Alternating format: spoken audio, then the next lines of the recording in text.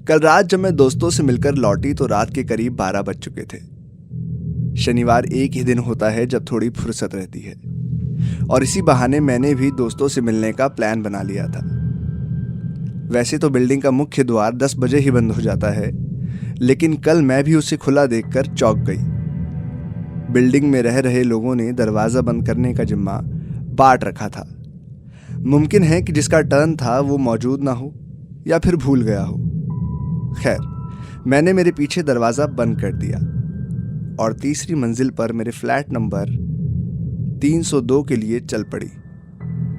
मेरे साथ मेरा पपी गिली, जो अभी अभी 5 महीने की हुई है, वो भी थी। हम दोनों सीढ़ियाँ चढ़कर फ्लैट नंबर 302 पहुंचे ही थे कि अचानक से गिली ने रोने जैसी आवाज़ निकाली।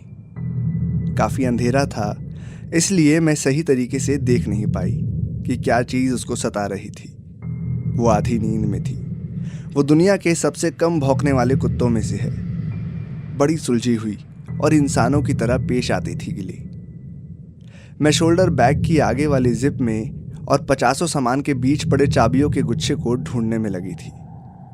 एक तो अंधेरा, ऊपर से गिली की परेशानी आवाज़ के बीच मैंने हड़बड़ी में चाबियां फर्श पे गिरा दी। अब फ़ोन की टॉर्च को जलाना ज़रूरी था। फ़ोन की हल्की रोशनी में चाबियां उठाते वक्त मेरी नज़र छत की ओर जा रही सीढ़ियों पर गई। गिली भी उसी को देखकर और रोए जा रही थी। कुछ अजीब काली परछाई थी, सफ़ेद दीवार पर जैसे कोई सामान का प्रतिबिंब हिल रहा हो।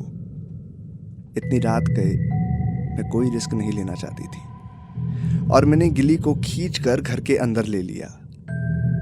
वैसे बिल्डिंग में जाफर भैया हमेशा चौकी पहरी करते हैं और किराएदारों के लिए बहुत ही महफूज जगहों में से एक मेरी बिल्डिंग यानी एनास हाउस। घर में दाखिल होते ही मैंने दरवाज़ा अंदर से लॉक कर दिया। गिली अभी भी बंद दरवाजे की ओर घूमकर बैठी थी। पूरे दिन की थकान के बीच मैंने गर्म पानी में शावर लेना तय किया।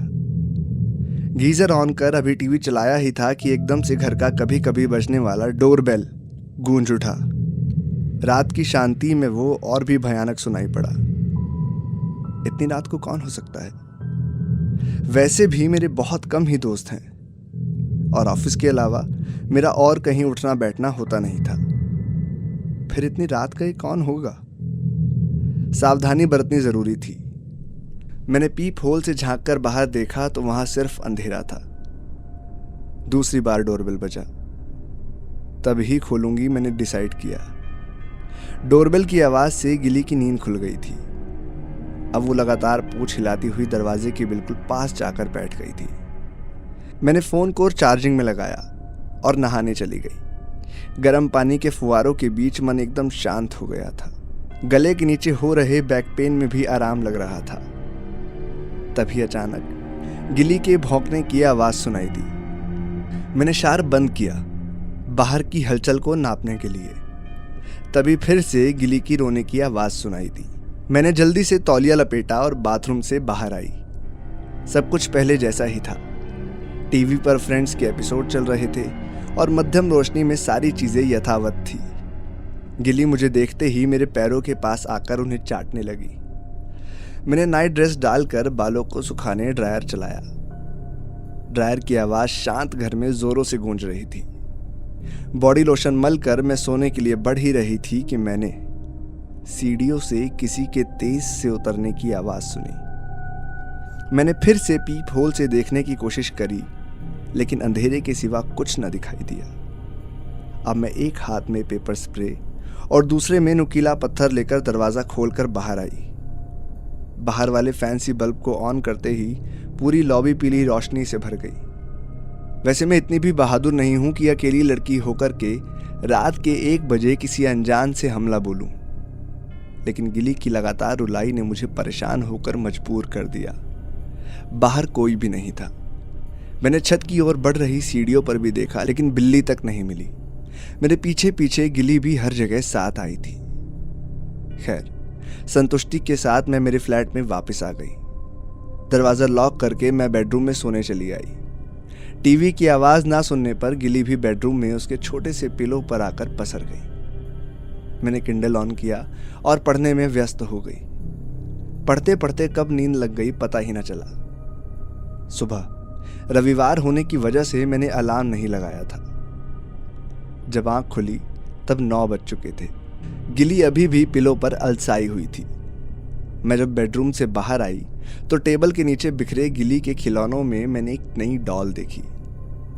मैं काफी देर तक सोचती रही कि शायद ऑफिस में से किसी ने खिलौना लाकर ना दिया हो, लेकिन कल रात तक वो डॉल वहां नहीं थी।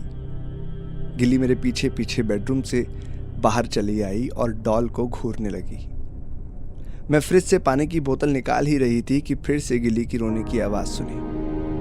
मैंने तुरंत किचन से झांक कर देखा तो गिली डॉल से डरी हुई उसके सामने दोनों पैर गिराकर मुंडी जमीन की ओर करके बैठी थी और बीच बीच में रोने की आवाज निकाल रही थी।